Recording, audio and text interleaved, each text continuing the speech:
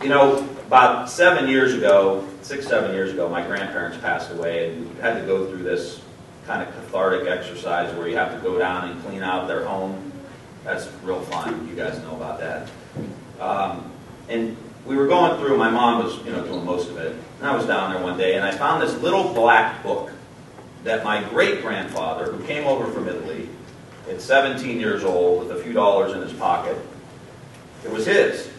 And there was this little black book, and it had on the one side, you'd open it up, it's faded, and the paper was like yellow on the inside. And you opened it up, and there was a list of all these Italian names. A lot of vowels everywhere. And all the way down the side. And it was called the Volsinese Club. And the Volsinese Club was a club in Niles, Ohio, where all the Italians who were from Volsine, the village in Italy, would come that were in Niles. They started this little club. And evidently my great-grandfather must have been the treasurer or something, because he had this book. And it would have the Italian name, and then it would have all the months, January, February, all the way across as you open it up. So it would have the Italian name, January, $1, February, $1. Inevitably there were months skipped, people who couldn't pay.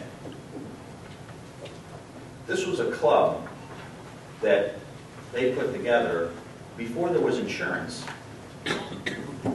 They would all throw money into a pot in case someone else needed help. Someone got sick, someone died, you needed to pay for a funeral or some health care bills that they couldn't afford. They were together. They were together. They knew that the fate and the lot of others was directly tied to them, and that their pain and suffering was my grandfather's pain and suffering. And you never know who it was going to be. And they knew that. And that generation, some of you are here. 2 wars and a depression seared into the memory and the psyche of that generation that if we stick together, we can get through anything.